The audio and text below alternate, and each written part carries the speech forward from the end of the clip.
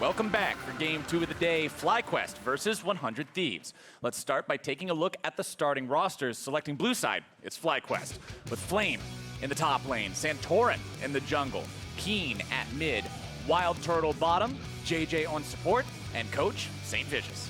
And opposite, on the red side, it's 100 Thieves, currently the first place team. And in the top lane, they have Ssumday. Jungle is Onda, mid is Ryu, bot is Cody Sun, the support aphromoo, and Coach Prawley.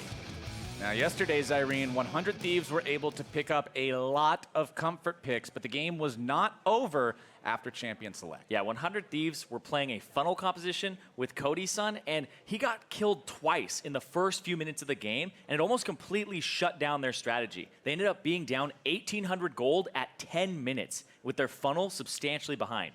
But when things were actually looking that bad and it was really dire, the veteran leadership from the squad kicked in, and aphromoo started the turnaround with the 2v2 bottom lane kill, and then roaming to the top to just upset all of the other lanes and get them back on track. And today, aphromoo will be facing off against FlyQuest support JayJ, who's been putting on superstar performances of his own since moving up to the starting squad from Academy. Yeah, they said he brings this really positive energy to the team, and specifically, JayJ has enabled WildTurtle in particular to carry the team.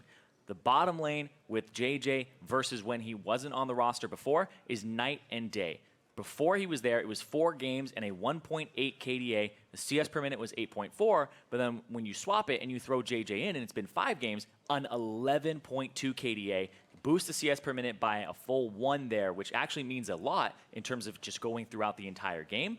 And the KDA is the thing that sticks out to me, because WildTurtle has played 5 games with JayJ. He has 5 deaths, and that's it. And his kills are 25, so he's averaging 5 kills a game, 1 death. JayJ is just the magic recipe for success for WildTurtle here, which for FlyQuest is exactly what you want to see. In their game yesterday, Turtle was doing some crazy stuff thanks to JayJ. Yeah, 11-1-7 on that Varus. The game before that, 7-0-7. And JayJ's getting this Braum, and this Braum-Varus combo is just doing work for them in the bottom lane. He's able to protect Turtle when he goes forward, and when Turtle's on these low mobility carries, it's kind of characteristic of him to die a lot in the past, but now JayJ is protecting him, they're on the same page, and they are performing incredibly well. You have to watch out for them. And if they're going up against Cody Sun aphromoo, or maybe Ryu aphromoo, it's going to be a bit different. And I love to see somebody playing protective supports when you have somebody like WildTurtle as your AD carry. Because when I think WildTurtle, I think mechanical talent and I think aggressive. And when you combine those two things, you have someone who can find themselves in a spot where they can be punished if they go too hard. But as long as JayJ's right there and he's got his back, Turtle can do what Turtle does and make those crazy mechanical plays. Yep, and he doesn't need his own shell this game.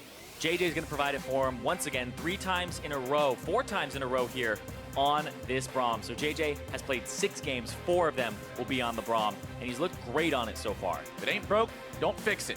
They'll lock the Braum in for FlyQuest while 100 Thieves are immediately thinking about the Kindred that we've seen so much of recently. Shout out to you in particular as one of the people a couple weeks back in the office that said, hey, I think Kindred's pretty good. Then all of a sudden, Kindred was pretty good. Yeah, I also said a lot of things about things like Aatrox. We're not mentioning, we're not going to mention all the other stuff. We're mentioning the relevant stuff. No, you open that can of worms. Okay, anyway, Kindred for 100 Thieves. Putting the lid back on. This means that they won't be playing funnel. It means they're playing a jungler of some kind, and so that'll be Kindred there. They're going to be playing standard, which means they'll be going up against WildTurtle and JayJ in the bottom lane here, and it won't be a funnel Cody composition. But we talked 3 whole minutes ago about how yesterday the draft looked really solid for 100 Thieves. And when you start off going Kindred Mundo in your first couple of picks, you've got some power already. Yeah, you have power. Despite it not being what's been getting you the wins with a funnel composition, it's still going to be a good suit. And once again, FlyQuest, Varus, Braum, 3 games in a row. Can they make it 3 wins in a row with these 2 champions? They'll have the Trundle complimenting them. We've seen this champion played so much, not just in recent history, but just honestly, for quite a long time now, Trundle has been relevant. The ability to make the enemy tank not tanky. The ability to provide that extra annoyance through the pillars and make it so opponents can't get away. Very strong champion, very capable duelist as well in the world of Scuttle Crabs. Fighting around at level 2. As Lucian is locked in for 100 Thieves, Cody Sun will be piloting that against this Varus Braum of Turtle and JayJ. Interesting. This will be the 3rd time that he has played Lucian in this split. 1 win, 1 loss for him. But one of those wins was up against FlyQuest back in week 2, right when FlyQuest got their bearings afterwards. And both these teams have been on big upticks. Both these teams lost their first 2 games of the split. Yep. And then for 100 Thieves, in their last 6 games, they're 5-1. And for FlyQuest, their last 6 games, they're 5-1 as well. Both these teams have the last 2-3 weeks pretty much be exactly the same in terms of performance. They are both looking incredibly strong, and these may be currently the top 2 teams in the league going head-to-head. The bans come around in the second half of the draft to be Morgana banned out by FlyQuest and 100 Thieves taking out the Gnar. You see so much of that when you have the Mundo in the first half of the draft. Gnar and Darius, if your opponents haven't already drafted their top laner, very common bans to see, just like what you expected us to see. And we did see in game number 1 as Morgana and Pyke will be banned out by FlyQuest. Pyke, one of those champions that we picked up from EU during Rift Rival. I don't think aphromoo picked it up from them. He had been playing it for a while before that, but yeah. we hadn't been seeing it up until that event, after which we started seeing it. Exactly, but that's why they banned it, is because aphromoo, I was expecting a Pyke or a Morgana here for him, but I love that they throw both the bans at him. The Alistar is a little different. The Alistar is going to be more of the engage for 100 Thieves. I like this suit for them, gives them a lot of pick potential. aphromoo with the Alistar is just a classic for him, but means that WildTurtle's gonna have to play even better here. And I really like the fact that they did take some hard engage, considering if you look at your top laner, you've got Mundo, who just throws cleavers and runs at people, and you've got Kindred in the jungle, who's not an initiator, more of a carry. But FlyQuest will finish out their squad by grabbing some firepower in the top lane with the Gangplank, as well as drafting the Orianna in the mid lane for Keane. Yeah, and FlyQuest, they have 3 of the same champions that they had yesterday: Trundle, Varus, Braum, and it seems like what they do is they kind of plug and play their solo laners based on power picks, and that's kind of been the draft strategy for them, is Varus, Braum, basically 3 times in a row here, and then they've swapped the jungler around once, Trundle twice, and then if they can get Zoe, they do that, but it's really been a consistent kind of draft for FlyQuest. Like you said, if it ain't broke, don't fix it, and that's kind of been how FlyQuest have been getting their wins. They aren't trying to change a whole bunch, because what they've been doing since they brought JayJ in has been working for them. And this goes back to what I said at the end of the last game about follow your heart. Yeah, it sounds memey, and yeah, it sounds like something from a feel-good movie at the end. But at the same time, when you're in the middle of a meta where everyone seems confused and everyone's running around trying to figure out, well, how do I play League of Legends now? If you can find a way that works for you to play League of Legends, who cares what everybody else says? If you're winning, if you find what makes you win, do that thing. Spoken like a true Skarner one-trick. Yes, I followed my heart.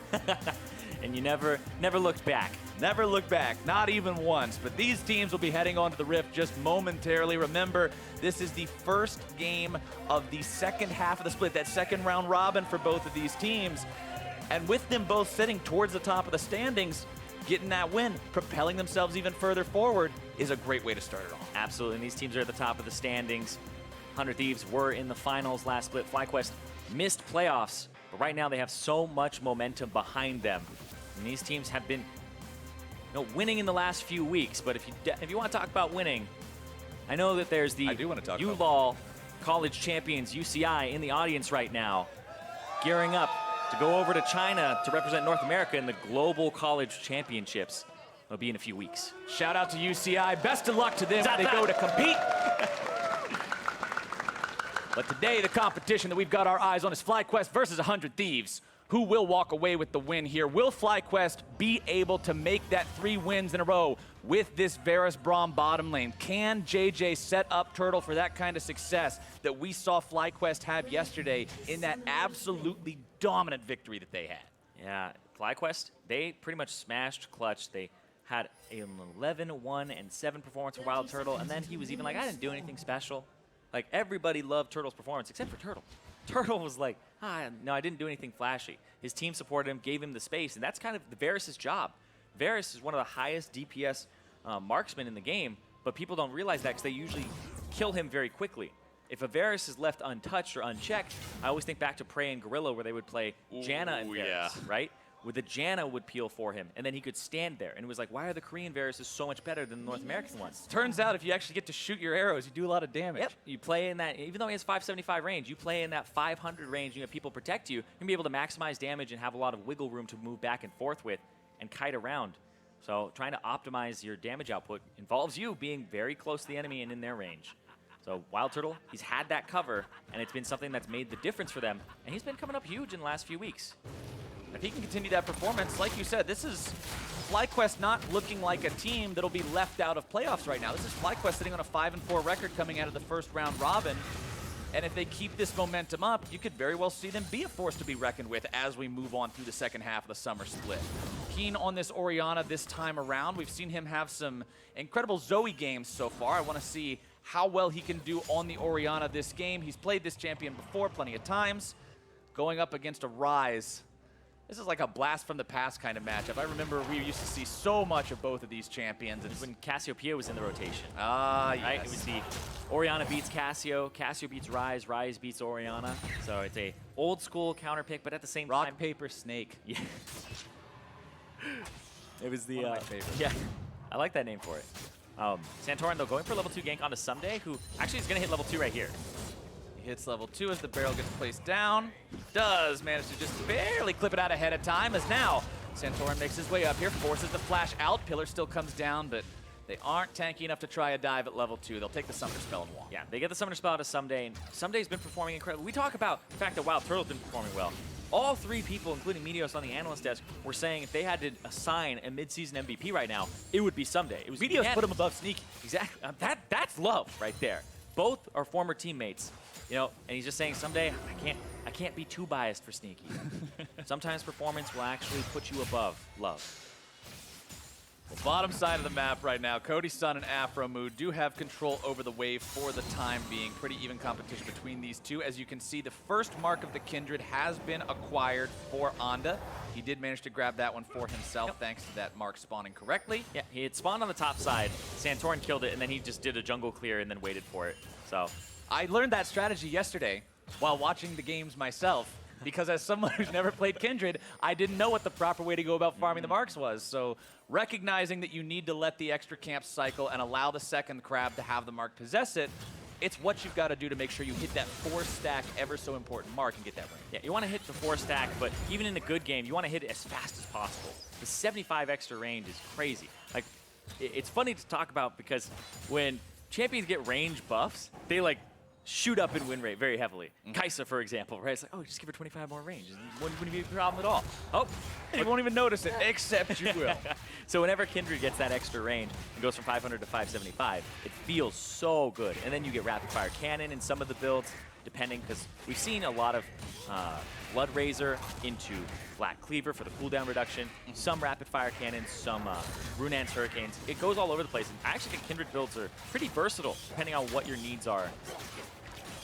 Yeah, I've seen Warrior sometimes. I've seen Blood Razor sometimes. There's a lot of things. I was actually talking to Kobe in the office the other day about it, just getting his thoughts on how the different itemizations for the champion end up working out. He seemed to be a pretty big fan of Blade of the Ruined King and Black Cleaver in there. Yeah. We'll see exactly how Onda wants to go about this game because there aren't a lot of tanks to shred, but Hello? aphromoo eating a lot of damage in the bottom lane. Turtle and JayJ will not finish him off there. I was about to have Summoner Spells expended. I was about to have some flashbacks, but oh man. Flame getting pushed out of lane by Ssumday. His briefcase, he'll have it up again before the recall completes. Yeah, he just stood there. He's like, you know you got to stop. And is there. And to make this dive happen, Ssumday's going to tank up the turret. Okay. Mundo, he's out. Mundo says, you don't even get an assist. I got this taken care of. Yeah. Ssumday gets the solo kill there. Anda had the pressure, but Ssumday just walks under. So the fact that the recall was interrupted, okay. It's like, you remember what we talked about last game about I forgot. coming bottom? Where he was like, sometimes all you need is the encouragement of a friend, even if they didn't actually help. Well, he stopped the recall and cut off a retreat route. So he also encouraged. That's true. That's true. Friend. He wouldn't have been that aggressive without him. But Flame has to blow the TP, doesn't blow the flash and all that. But remember, this is Ssumday who had no flash for that entire thing, and Flame just took the damage saying, I don't want to use my flash to avoid it. And so he wasn't healthy when the dive came through. Giving over that money to the Mundo does mean Ssumday can buy the Ninja Tabbies completely as he returns back to the lane. Ninja Tabby very effective at negating the damage both from the Gangplank and from the Trundle if he decides to come back towards that top side. So Ssumday will quickly find himself in that spot where you just don't waste the time trying to kill Mundo anymore. Yeah. Maybe throw out the ultimate later in the game and try to shred him, because it actually does affect the Mundo pretty heavily. But Santorin spotted out on this ward, so there's been some good warding going on so far. And like you said, seen some different builds for the Kindred. This looks like a warrior, potentially into Blade of the Ruined King afterwards for Anda. Which I like. I mean, if you look at the targets he's going to be shooting, you've got a squishy top laner, you've got standard squishy mid laner and AD carry, and you really don't want to be putting a lot of bullets into a Braum or a Trundle. So I like the approach that he's taking this game. Santorin putting down some wards in the river there. We're not seeing any early cheeky Drake plays from either team this game. Not like what we saw from Cloud9 the last time around. Neither one of these squads really seeing the opportunity to go for that in a way that's not overly risky. As the second round of the buffs will start spawning, and we'll see the junglers move towards those reds to pick them up. Keane just trading back and forth with Ryu here a little bit in the mid lane. Level 6 available on solo laners across the board now. Level 7 actually for Ryu's Ryze. So plenty of playmaking potential with those ultimates, depending on where they want to allocate those boosts. A pretty defensive ward from JayJ as well, making sure that there isn't a roam through that area. Even though they have a ward inside of the pixel brush, really kind of just covering wards that would go a little bit deeper, which is actually kind of interesting because I would expect the ward to want to be placed further up so you can actually protect your bottom side. And Anda going top, Flame gonna go flash. Flashes out, throws the ultimate down on top of himself, and still doesn't have a chance. The damage and the rundown potential from Ssumday and Anda put him in the grave. And you see that Anda playing to the top side here. And Meteos was saying, you know, Ssumday doesn't take a lot of resources. He doesn't normally. He can actually just have even matchups and come out on top. And losing matchups, he'll go even. And that's just the way he's been playing, is he makes something out of nothing. And it's been so beautiful to watch this split. And you're seeing kind of the whole talk about Ssumday before he came over here, how he was such a good player. And he was pretty much tied with Smeb in terms of best top laner in the world at the time. Sometimes you just got to ask the question, when my top laner can make something out of nothing, what can he make out of something? And Anda's trying to answer that question today by giving him some love. Yeah, walks up there, and Flame goes up for the wave because it's frozen. And there it is, just going to get the slow afterwards. It allows Ssumday to catch up. Ssumday says, no, you don't get this barrel. And just hits him, and kill goes over to Anda. So Anda, you know, gets gifted that one. So he's going to complete his warrior, and it makes the jungler and the top laner both ahead here. 2-0 for 100 Thieves so far this game. 700 gold ahead of their opponents. Pretty much what you would expect from a couple kills being under the belt. Oh, Scuttle. Scuttle Crab spawning with the mark on it means 100 Thieves want to make sure they maintain priority over this one. Give that one over to Anda so he can continue building those marks. Still only has the one that he got earlier. Despite the fact that he got the kill onto Flame in the top lane, he was not able to mark him successfully beforehand. Yeah, he's just marked Santorin because when you mark somebody, they'll just start backing up. Like, you don't want to give away that you're going to gank somebody. One of my favorite things to do is if my bottom lane, if I'm ganking top, You mark bottom. I mark bottom, but only if like the bottom lane is going in, I mark them as they go aggressive and they start backing up. Right? Even though I'm not on that side of the map. Mind game. It's really cool. You don't get yourself a mark, but you do actually prevent like your bottom lane from feeding, which is something that junglers always wish they could do. It's a mystery that I've been trying to solve for 8 seasons, my friend. Gotta play Kindred. Just mark the bottom lane when they go aggressive. Like back up. Like, get the hell out of there.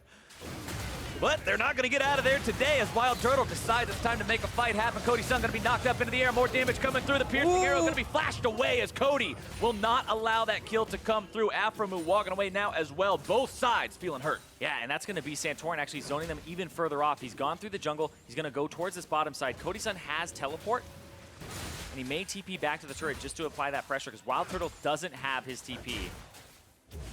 Yeah, aphromoo stays in the lane. Teleport back from Cody Sun to make sure they hold on to this turret nice and Make sure he easy. can't be dove. Ooh, that's actually it's an iffy ultimate.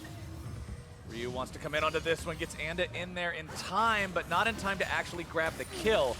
Instead, they just move in. They block Flame away from the creep wave. They make him waste his ultimate, but they still can't find the kill after putting 3 bodies topside, which means FlyQuest gets some free time to hit this turret mid Yep, lane. but hold on. FlyQuest, it might not be as free as they think, because here comes aphromoo, Cody, and Ryu. They're flanked from both sides. But here comes reinforcements from FlyQuest as well. It's going to be a bloodbath. Keane going to be taken low, taken down first. Cody Sun grabbing the kill onto that one as JayJ now has to get back with the Unbreakable. Damage comes through. It won't be enough, but that's still going to go the way of 100 Thieves and make it a double as they grab themselves first turret in the top side. 100 Thieves have just been doing so well with their macro play. That was Ryu going to the top side using the ultimate, and then he walks back mid, and they just mistime it. They didn't have priority bottom, because remember, the TP came through from Cody Sun. WildTurtle had the back to go by, and he was low, so they knew the bottom lane couldn't be there either, and it was just so well played from 100 Thieves to just coordinate that. And aphromoo, oh, wait, I think the stacks last longer than that. Yeah, they do. Turtle grabs the kill onto him for free and gets the stopwatch to go with it. Okay, forget what I said about free. It's a trade. Support for support. JayJ cut down by Ryu. Sometimes you just got to stand in front of him for the 80 carry. You got to take one for the support. He takes one for you all the time. Let's get back a little. Stand in front of the overload. But right here, this was so well played from Ryu. Comes in from the side. aphromoo with the flash. Headbutt pulverize. Keane blows the cleanse. Means he isn't actually rooted for that long. But you see Ryu also flashed away from the shockwave to make sure he's not sucked in and put in a bad position. Well done by the Thieves, who now sit on a 2,500 gold lead with their 4-1 advantage over their opponents. One turret up as well, which is contributing a lot to that. And there's that attention that we were talking about. Let's go back to where we were earlier. Ssumday, the man who's normally just left to his own devices, have fun on your island, do what you can do, we trust you. Now who's been given this attention so far 3 different times this game. Anda, and then Anda plus Ryu showing up at the top side to provide him extra pressure and extra opportunity, and he's made a lot of things happen. Yeah, Anda's been doing a fantastic job. Just backed, got his Zerker Greaves, and now you can see all of FlyQuest were like, the Scuttle Crab has a mark, we got to get this thing. Everybody just showed up. Eat up the crab. Everybody wanted to make sure that he doesn't get that stack, because right now, Anda's at 2 stacks, 2 of them off of Scuttle Crabs. If he gets that 3rd one, then he's just one more away. A kill, a bad team fight for FlyQuest, which that's the way things have been going so far, would mean that he'll hit that 4-point pretty early in the game, especially for competitive play. Is there a mark in terms of the clock when you normally want to have 4 or you feel like you're behind the 8 ball a bit? So usually, in my opinion, when I'm playing like a whole bunch of Kindred, it's around 18 minutes is where I really want to have it. If I don't have it, I consider myself behind, because that's when I'm really having team fights and I'm in range of all these mid laner and top laner and like marksman. That if I'm 500 range and they have a marksman, it means that I can't hit them without them being able to hit me at least like half a second before I'm even in range. So I usually around the team fighting phase 18 minutes. 2v2 bottom side. aphromoo going in, looking to start this one off on the JayJ. Cody Sun wants to follow it up, and they're going to make his way down here as well. You're going to see reinforcements coming in from FlyQuest in the form of Santorin. Everybody backing away now as aphromoo is too low to continue the fight. And it's just been really well played here from JayJ. This matchup where it's the Braum into the Alistar, he's just been winning it over and over again in terms of just the lane phase. Walking up, contesting the Alistar, punching him and then throwing Qs. And hold on right here. Here we go again. JayJ pops the stopwatch, trying to buy a couple of extra seconds. More damage comes through. Ryu wants to go through the portal, instead backs away from it. One more auto attack will finish JayJ off. Anda grabs himself that one. Not in any real danger of being return killed, as he did have the lane fight anyway. But Ssumday decides it's time to go onto a Mundo rampage towards Flame. He'll be flashed away from. Oh, it's stasis into stasis. Ssumday's still gonna find the kill. Woo! Oh, Ssumday's like, get out of my lane. He can't even be under turret. And right there, hold on, they're gonna try to get something back onto Ryu, but he's speedy. Phase rush. The pillar will not do it. The phase rush gets him away, makes him immune to the slows that the pool around it would normally provide. And now, the Rift Herald summoned up means it's time for more pushing from 100 Thieves, more objectives for them to pick up. They'll grab the tier 1 in the mid lane and be on their way. 100 Thieves, they're not playing funnel, and the funnel for them yesterday even went bad. And when I look at this team that's in first place right now, in terms of just their gold difference at 15 minutes, 100 Thieves are actually averaging down 400 gold. They are the 3rd worst team in the entire league at gold difference at 15. They don't look like it this time. Yeah, they win their games off of the fact that Ssumday is just a monster and clutch in the late game fights, and so everybody else is behind, and Ssumday's like dragging them over the finish line. Ryu has helped with the Vladimir multiple times, but if you just find some consistency with everybody and you could fit Anda in there, then it's going to look like this, where a 6-1 against a team that's contesting them for those top spots. And this is serving to also justify this team's roster moves that happened midway through the split. Well, through the first half of the split, I should say. We're midway through the split right now. But all the questions coming from fans around bringing Anda in place of Meteos. How well is this going to work out? It seems to be working out pretty well when you can pick up kills like this. Yeah, really enjoys the Kindred. You see, being aggressive there, goes after JayJ. As the W goes forward with the Q, puts down the ward just for that last shot to get the vision. And then Flame, he's just trying, the poor guy's just trying to farm. He's just trying to farm, man. Wants to play some League of Legends. They're smacking each other underneath the turret. They get a moment to reminisce about the OG and LCK, and it's back to business. And Ssumday takes him down. Corporate Mundo is a cruel and ruthless CEO. He is not going to allow him to stick around in that lane any longer. Yeah, I'm going to need you to come back to top lane. By Friday. Either way, mid lane tier 1 turret about to drop. FlyQuest will pick that one up for themselves, but will they be punished for it? Ssumday's coming around from behind saying yes, they will. Decides to turn on the flames, go right into the back line. Instead, he's going to be stunned up, bursted down, but the Lamb's Respite will keep him alive as JayJ has to run away, nearly going to be taken down himself. Ryu continuing to throw out some more damage as 100 Thieves back themselves out. A nice save by Anda. Yeah, a really nice save there on Anda to make sure that Ssumday doesn't die, because he also has the 450 shutdown gold that would go over to somebody if he dies here. But they just get to continue the siege. He gets to heal up. The Mundo passive, plus the fact that he had the ultimate running and he got saved, is huge. Now they get to continue the siege. That's the GP ultimate going to take care of a little bit of that. Ryu caught though. Ryu blocked off by a very well-placed pillar, but they don't have the damage in time, and he gets out with his own ultimate. He got blocked off by the pillar, so they didn't have a disruption effect to stop the channeling of the Realm Warp, and so Ryu makes it out just barely. Orianna ultimate had already been used. Varus ultimate had already been used. Braum ultimate had already been used. With the pillar out, that's all the CC gone from the team. Literally nothing could have stopped that channel. Nice escape from Ryu. Can't tell if Ryu's a genius and knew that he wouldn't die, because he didn't use his Seraph's Embrace, which already transformed. Bottom side, wasn't even sweating. Oh, in some trouble. The dive comes through. aphromoo not really even worried about this one. Hanging out on the edge of the turret as a good support.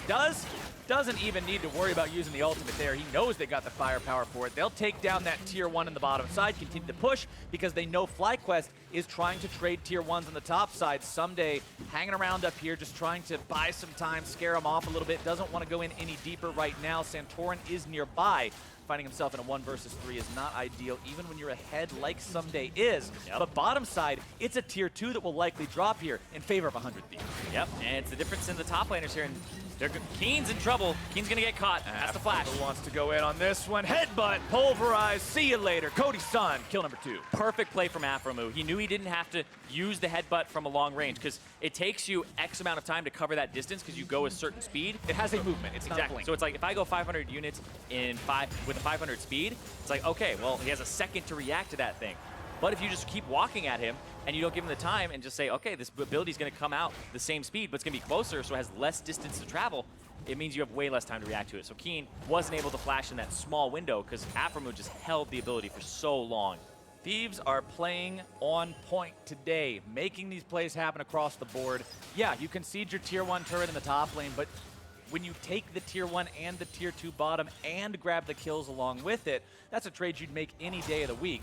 FlyQuest will grab that Scuttle Crab in the top side for themselves. Baron will be spawning here in about 30 seconds.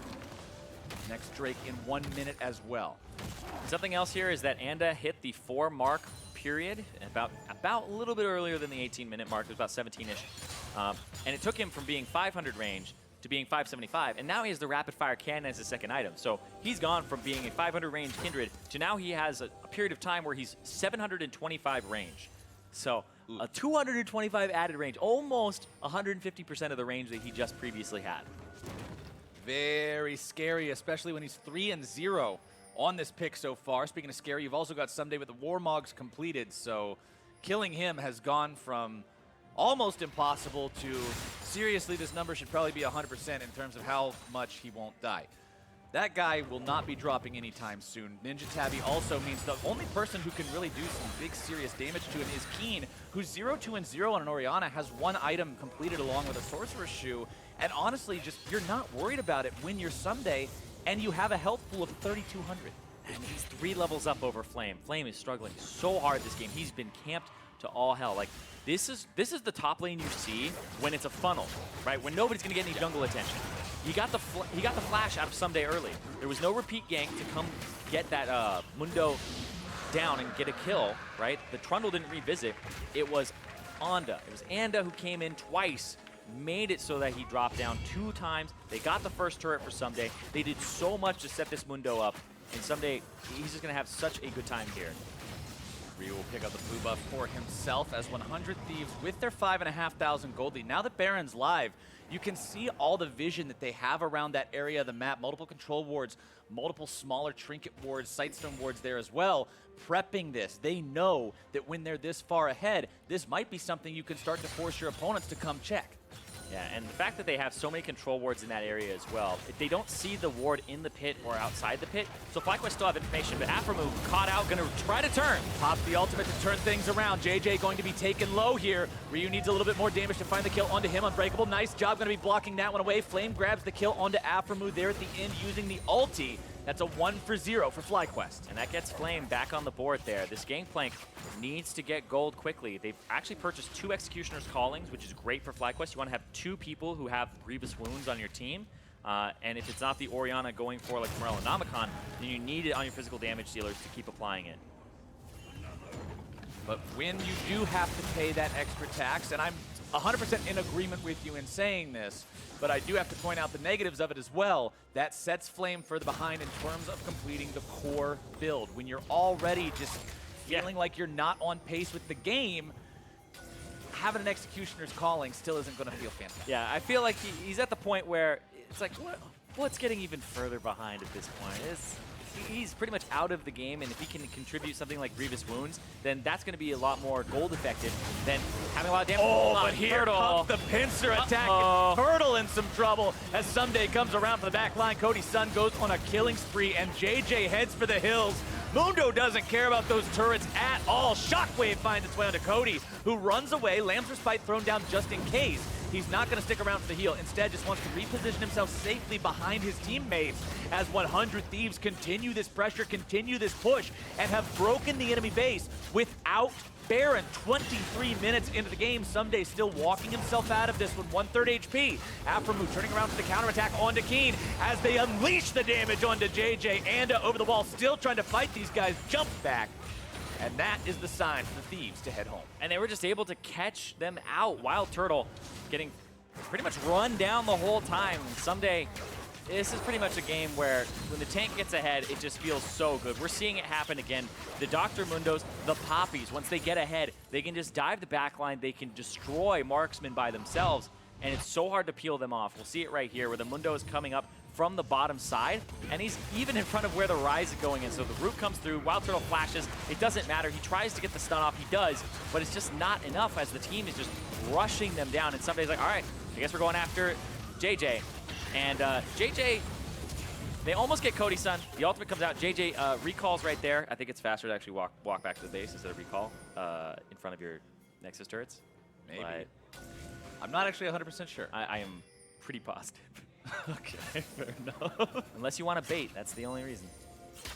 Well, 100 Thieves are now in a spot where with one inhibitor down in the enemy base and with such a lead like they have, hanging around this Baron pit is the natural next decision, and walking towards that enemy blue buff pit does throw down a control ward that's immediately cleared out by FlyQuest, who now recognize that they're in a hard spot, but it's going to get a lot harder if their opponents can secure this Baron. They've got to do their best to stop this, prevent 100 Thieves from getting this setup in such an effective way that it becomes impossible for FlyQuest to actually contest. You can see on my way pings coming out from 100 Thieves towards the objective as they start this one up. Blue Trinket fired off into the pit. Remember, they have FlyQuest have to go. 2 Mountain Drakes, so it's going to go down even faster than they think. Baron's down to 4K, but now they're looking to turn things back around as Ssumday dives onto Flame in the bottom side. The rest of the 100 Thieves squad knows that all they have to do is buy time now. Flame flashes away to get to the safety of the fountain, but Ssumday is still just running amok. He's now got free time to hit onto the tier 3 turret, and the rest of the Thieves immediately re-engage onto the Baron. They're not giving FlyQuest room to breathe or room to think. They're making them have to answer this, and they're not finding any answers right now. And it's Ssumday on the bottom lane inhibitor. It's JayJ caught out. It's Cody Sun on a rampage, and it's WildTurtle trying to 1v1 Anda. Does force out the Lamb's Respite. He has to try to get himself away from this one, but Ryu goes over the wall to find the killing blow. And man, meanwhile, Ssumday, he's going to get that second inhibitor. Ssumday is basically being the best top laner you could ever ask for on a team. Playing a tank, holding his TP. He doesn't need to be there. He's causing so much pressure, and he's just taking structures and taking the base, and they need multiple people to answer him. This Baron is no longer contestable. 100 Thieves will walk away having that one for free. They'll even get a bonus prize along with it in that bottom lane. And now all you've got to do, you've got 2 inhibitors down, Zyrene. You've got Baron up on 5 members. You can march it down top, take the last lane, and just secure the game. And you can see how quickly they want to get back out on the map. Ryu just TP'd to that tier 1 turret, or tier 2 turret, to get the blue faster. He's like, I just got to cycle the jungle real fast. Let's go. And he wants to be out on the map. The recalls were coming through. They spot them with the control board. aphromoo, no hesitation, goes in knowing that they have this gold and numbers advantage, and Anda's flanking. So pick him up, get WildTurtle very low, and then Ryu goes over the wall, dodges the shockwave, because if he had gone through the choke point, he would have ended up there. So goes up, flashes the wall. Great execution there to get that kill. It was a good shockwave placement from Keane. It was just read very well by the side of 100 Thieves. And getting out of his own Lamb's Respite to make sure he wasn't pulled back into a bad spot. Can they do it? Can they kill Ssumday? Absolutely not. Nope. What are you talking about? It's like, way too strong. I just like to see the raid boss fights. No epic loot for them today as 100 Thieves continues the 4-man push down the top side, leaving Ssumday to escort the super minions there in the mid lane. Nice shockwave onto 2. Anda's exploded. No Lamb's Respite available. aphromoo will join him shortly. Ssumday continues to push into the enemy base, but that's a big pick for FlyQuest. Yep, and Ssumday is going to go escort minions more and bring at least 2 people to him to answer this. Level 17, first person to hit it in the game as well. And now the 3rd Mountain Drake is on the table too. If you thought 100 Thieves didn't have enough objective-taking power already, wait until you pick up mountain number 3. Ssumday on this Mundo, just 37 shy of 4,000 HP, working on the Thornmail next to make sure that Turtle, Santorin, and Flame are going to suffer those healing debuffs if they do decide to focus on him when he's running around in these back lines. We've praised this guy a lot this game, and honestly, we can't do it enough. He's just been the it factor for 100 Thieves this game. Yep, there was a reason that it was unanimously he was going to be the mid-season MVP if there was a vote for it. Like, he's been performing so damn well. FlyQuest did manage to find those picks in the top side, but that is just a stall at this point. They're buying time. They're saying, okay, we've got a little bit of time to recuperate ourselves now, a little bit of room to breathe, maybe throw down some vision. The Baron will not be as effective as it otherwise could have been. Still 1 minute left on that buff though. 100 Thieves, 5 men strong once again. You can see things coming out onto the top side toward the minion wave. Ryu uses the ultimate to get there faster and make that push start up. They want to try to get something out of the back end of this buff. Getting the inhibitor down again would be kind of the easiest thing to do, but they're trying to split the map. Remember, we think back to Ryu's Ryze in even just last split. The way that he splits with this champion, using the Realm Warp, using the pressure, especially when he has a Baron. I just think of the times where he's skirting around, trying to pull people to him, and 100 Thieves are pulling you apart when you play against them and they have this type of advantage. It's the annoying play style of playing the map that Prawley said he's a big proponent of. 100 Thieves have played the map well enough now to re-secure the mid lane inhibitor. Ssumday still just sits bottom, clearing out the minion waves, making it so there's nothing obstructing these super minions from just walking into the Nexus turrets. Where's Cody going? Cody. He's just hanging out. What are you doing? Time. Making sure the minions don't get cut or anything like that. Yeah. He's backing up slowly. Just giving time for, I guess, Ryu to push, but I'm looking at the way that 100 Thieves are ending this game. It's a little slow. Anda's going to go get that other mark on the red buff. It is a little bit slow, but I mean, a big reason for that was the fact that the Thieves did overstep their bounds and get caught out by the shockwave in the top lane there. You can see the Baron power play, not even 4 digits. You get 1,500 gold for killing Baron. So, yeah, not exactly where you would have wanted to see those numbers come up for 100 Thieves, but now the fight at the bottom side. Ssumday's going to be taking low. Lamb's Respite to keep him alive. Onda having to hang around in there as well. Counterattack coming in. 100 Thieves still looking to turn this fight around. Cody Sun dashing back over the wall. But it's a killing spree for the side of FlyQuest. aphromoo still looking to juggle Keane around. Ryu's made his way into the fight. Shockwave now down only on to Ssumday, who may just fall. The shutdown for WildTurtle. And FlyQuest hold on. They end up getting 2 of the most fed members. They get shut down gold there for Ssumday in the top lane. And right now, they're just holding on just barely. The game is hanging in the balance by a thread. This game has seemed so one-sided so far, but FlyQuest will make it a battle for 100 Thieves to try to end it here. 31 minutes into the game, it's still a 7,500 gold lead. It's still immensely 100 Thieves favored, but against those odds, FlyQuest now twice in a row have held on.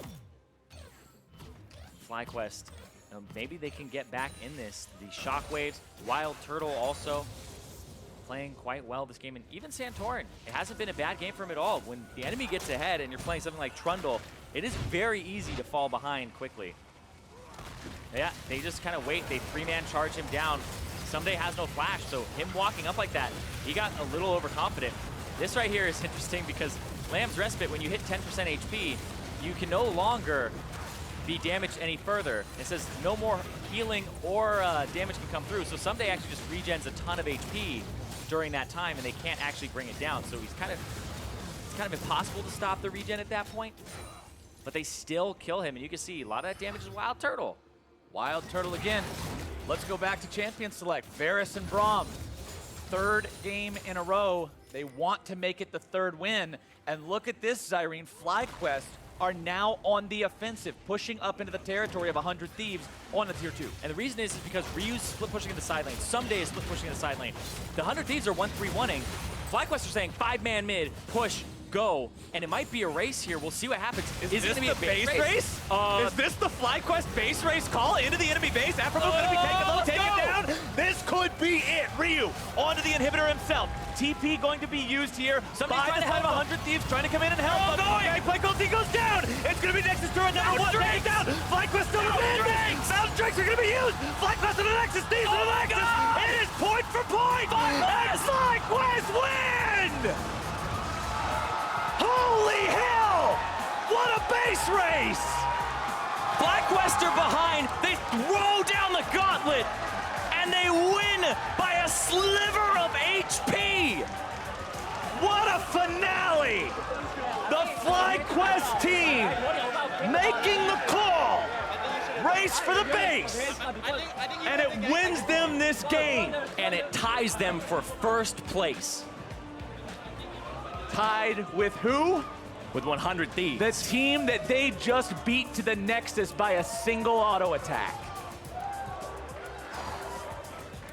That's a game where you say, we can't go through Ssumday. Let's go around him. Let's go to the Nexus. FlyQuest clawed it back in. And I don't even want to say that they clawed back in because that implies it was slow. This was, they jammed their way back into the game at the end of it. That was absolutely incredible to watch. That was the most exciting ending of a game that we have had all split long, potentially all year in the NALCS. I could be an old man that don't remember my own name, sitting on my couch, and somebody will ask me, hey, what do you remember? And I'll say, you ever watch FlyQuest versus 100 Thieves? Because look at this ending. The TP comes through first by Ssumday, and then the second TP right there from the Lucian says, all right, Cody Sun says, I need to be there to help. I can't actually help him out. It's so close. What a win for FlyQuest. The triple Mountain Drake only helps you take the turrets. It doesn't help you take the Nexus, to my knowledge, and the Nexus doesn't have any armor Nexus, MR. Nexus isn't technically a structure.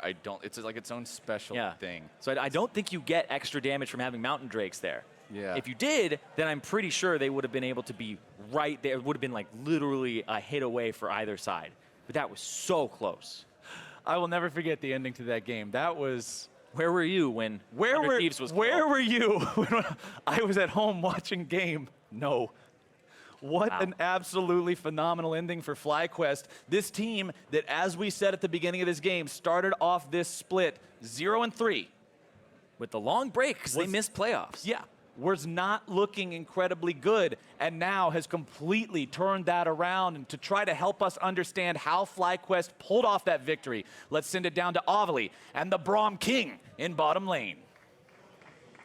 Thanks, guys. JayJ, congratulations on that victory. What a chaotic end. Tell me, what's going through the team comms? Who made the call to end that base race? Near the end there, I wasn't sure what we were going for because there wasn't a call at first, and we were all like, "Oh, wait, they can push and end the game." So we decided to just go for it, go through mid. I think Keane made the final call, and we all went through with it, and it ended up just barely working out.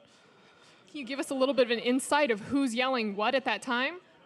Honestly, I don't know. It was hectic. Everyone was just going, just end, hit the turrets, hit the nexus, like. Don't worry about Kindred, screw Kindred, like doesn't matter, just end. So yeah. And 100 Thieves was ahead for the majority of the game. So what was going on with the team trying to climb your way back into it? So I think actually this is a position we haven't been put in a lot. Usually we're really good at like building leads and then kind of trying to snowball them through. And then that's where we make mistakes. This time we lost early and we were trying to claw our way back, but we played a comp we were super familiar with. Like I think we played Varus Braum like 4 times now, so we knew like as long as we scaled and we played our team fighting correctly, we would be able to come back. And once we won we got 1 pick top onto Afro and Nanda, I think, that's when I think I knew that we could come back. And you and Turtle have been having some crazy performances in the bot lane, so tell me a little bit about your synergy with him and how that's affecting the team.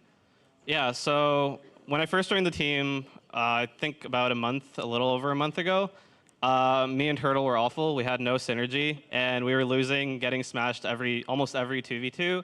And actually, like Saint kind of took me aside and told me, like, dude, you're playing like god awful. You need to go look at some VODs, play more solo queue. Like you're in LCS now. You need to become a grind lord. So that's actually literally what I did. I just started playing way more solo queue, looking through a lot more VODs, and actually paying attention to what everyone's doing. And as well as me and Turtle would go over our 2v2s after every scrim, just look at what we did wrong, and I think that's how we improved and got to the point that we are now. And it all worked out for you. Congratulations again on your victory, JayJ. And for more in the game, let's hear from the analyst desk. Thank you very much, Avali. It all worked out is one way to put it. When was the last time we saw an actual base race conclusion to a game here in the NALCS? That was a completely wild ending. I don't know. It's so long. Something like that has actually been years. Yeah, right. Legitimately. Years. There's like the really desperate ones where like one guy split pushing. Right, you know it's not gonna work. Right. This was one.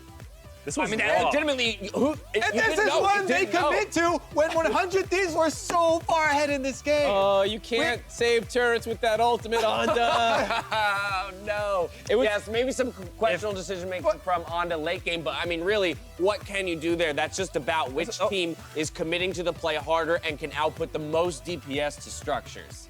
That was like 2 seconds, 1 second maybe. Yeah. From the other teams. I haven't seen that in forever. That was awesome. That's why I'm looking at that, like, you start trying to min-max it, and you're like, if Onda walked forward, baited some damage, and then ulted and stayed in it the whole time, could he have delayed just long enough? It's tough. I mean, I'm sure they will review the tapes. I'm sure these players are going to go home and mull this over. It's going to haunt 100 Thieves. With the Kindred ultimate, right, if he uses it early anyways, they should just ignore him no matter what. Because he can't do enough damage to take any of them down. So that would just focus their damage more on the structures, which are unaffected from it. I think it's pretty easy in hindsight to be like, oh yeah, obviously if you made 1 more second, you had it. I'm sure when he's in there, he's not thinking about that. But he could have played the situation better for sure. Just made like a little bit of time, but it's pretty hard to. They lost again. I was celebrating. I was like, I'm the only one who picked 100 Thieves. Right. I'm ahead of the predictions. Well, we all knew blue side would win. Blue side advantage clearly came out ahead in this game. Well, superior. I mean, and let's be real.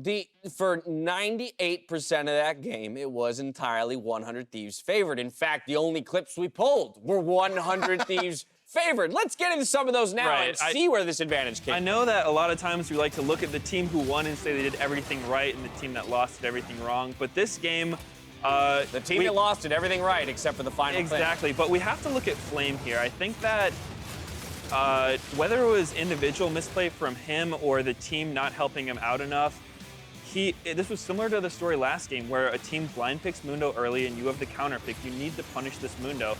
But Flame took a very greedy setup on Gangplank running Kleptomancy with Sorcery, so he has no bonus health, making him very squishy, and he just wasn't able to survive anything. He just kept dying in this top lane, and from that point, there wasn't a whole lot FlyQuest could do to help him. Style solo kill here. Yeah, the double stopwatch comes out of it with the regen. A little bit more effective on Mundo, who's actually regenning up. I think when you heal for your entire health pool, the stopwatch is going to help you a bit more. That's a good point. I think what was important to look at there is FlyQuest were never able to answer anytime you went top. You need to be able to trade that pressure out. And the one time they finally did try it in the mid lane, they just got killed for it. So they were clearly not playing well around the fact that Mundo has a slight advantage in the laning phase there, but people still take that as a counter pick for the GP, and it just got completely ran over by Ssumday. But if you are going to look at a bright spot for FlyQuest, it's the resilience that they showed in terms of the base defenses. Saying, hey, even when 2 inhibs are down, we're going to look for the right 5v5 team fight that gets us some advantages. It took a couple in a row, or maybe they got 1 kill or 2 to relieve that pressure,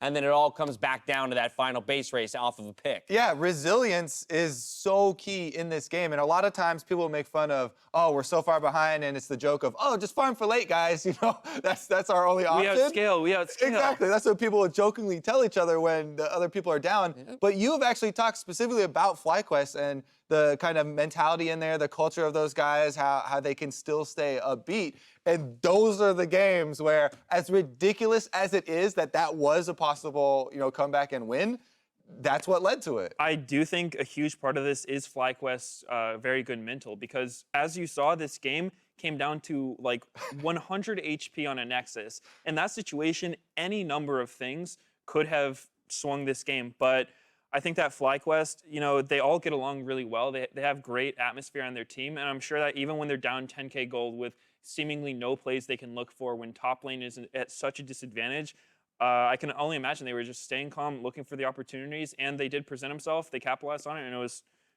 aside from most of the game, it was a great finish by FlyQuest. I think Keane in particular deserves a lot of credit because he was the one who was kind of forcing mistakes out of 100 Thieves, where he helped blow up Onda one time in the top lane, helped threaten Ssumday another time, that forced an early out of Onda where they found the pick off again. I think he did a good job making sure to put 100 Thieves so they couldn't close the game out, which then finally resulted in that crazy, crazy base race. And while it was a huge moment for the FlyQuest organization and the players themselves, it was an equally big moment for FlyQuest fans around the world. We actually are going to take a look at a viewing party that was taking place at a Dave & Buster's in Westchester.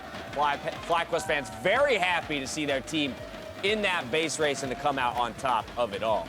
I'm literally pretty cool. Gonna use this story in solo queue. As soon as my top laner starts raging at like 10 minutes when he gets, triple killed or something, I'm like, but have you heard the story of FlyQuest versus 100 Thieves? Gather around. They came back! We can win! For I have a tale to tell you.